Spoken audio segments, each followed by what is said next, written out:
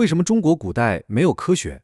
試想一下，在大家都穿不暖、吃不飽的時候，沒有人有閒心去關心月亮為什麼那麼圓，我們只關心糧食的產量如何提高，我們關心的是如何讓老百姓安居樂業。這個問題不僅僅是中國，4大文明古國都沒有誕生科學，為什麼呢？科學起源於浪漫的古希臘，最主要的原因只有一個，他們想種地，但是土地太貧瘠，所以只能靠貿易，因此形成了不同的文化，而這個文化就是科學的根基，它就是對自由人性的追求。但中国是個人情社會，從夏朝的世袭制到西周的分封制，底層的核心宗法制一直貫穿始終，帶有濃厚的部族色彩。父傳子繼，兄終弟及，人情思想潛移默化地埋藏在我們的文化之中。我們對於理想人性的追求是仁愛。科學一詞源於西方的 science， 正確翻譯是自然科學，是古希臘理性的科學和數理實驗科學的結合。古中國的文化與尋求自然背後的理性思想是相悖的，因此古中國無法孕育理性科学。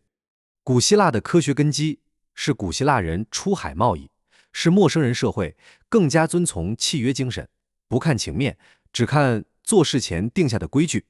因此，他們更追求公平自由，以規則執行，不受情所約束。這種追求真理與自由的精神，才能衝破宗教的束縛，認清事情的本質，探尋事物的底層邏輯。從歷史發展角度來看，地心說過渡到日心說，再到牛頓的萬有引力統一早期的宇宙。基於這種理性的追求，科學才能從宗教的壓制下脫穎而出，使科學獲得了跟神學平等的地位。伽利略才能在斜塔用2個不同质量的球，利用實踐的真理，反對亞里士多德的越重物體落得越快的錯誤言論。古中國環境不同，從百家爭鳴到罷黜百家，獨尊儒術，焚書坑儒。在封建社會中，由於文化制度的限制，我們講求長幼有序，尊卑有別，有些真理拿出來說，要冒的風險遠遠比西方宗教打壓還要嚴重。哪怕你是對的，在封建禮儀面前也只能低頭。古中國沒有追求真理的氛圍，同時君主並不希望百姓太聰明，老百姓自主獨立，追求公平自由的精神會讓君主感到危險。只有傻傻的更便於管理，因此科學的種子都被扼殺在搖籃裡。但是古中國講究術，意為有用的知識，我們現在叫科技。科技與科學的最大不同在於科技用之於民，如何讓糧食產量更高一些。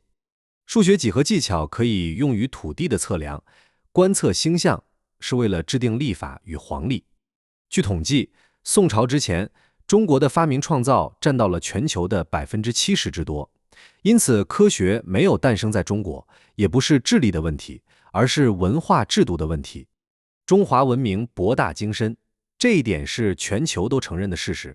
博源於博物學，我們對於天文觀測記錄之詳，對花鳥魚蟲記錄之早，對百草記錄之全。即使是外國，需要古時候的某些數據，比如天文、太陽黑子記錄、彗星記錄，都需要找到中國。然而，我們雖然記錄了，卻只為利用，並沒有探尋現象背後的本質。例如，我國有最全的哈雷彗星記錄，卻沒有人去探究為何哈雷彗星76年會回歸一次。而西方探究天體的運動，計算出它的軌道，我們很早就知道勾三股四弦五，但是並沒有探究為何是勾三股四弦五，為什麼不是勾七勾八呢？這樣的例子很多。4大發明，道士煉丹煉出炸藥，卻沒有探究炸藥背後的化學；印刷術背後的材料學；指南針開闢了引領大航海，卻沒能引領出電磁學；造紙術也沒有造出合成學。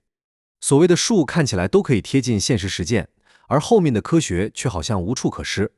科學看似無用，但又是至高無上的。科學可以指導技術。例如電磁學下，除了指南針，還囊括了一切的電與磁。從物理的構成、物理之間的相互作用、電磁力到無線電、電話、燈，生活中我們完全離不開電磁學。如果把科學比作一本武功秘籍，科技就是裡面的一招一式。你按書上打一套，就是出汗，但對敵時你會使出相應的招數。恰恰古中國是人情大國，講究仁愛，我們可能偶然研究出一招半式，但卻沒有像牛頓、麥克斯韋這樣的人能寫出一本秘籍。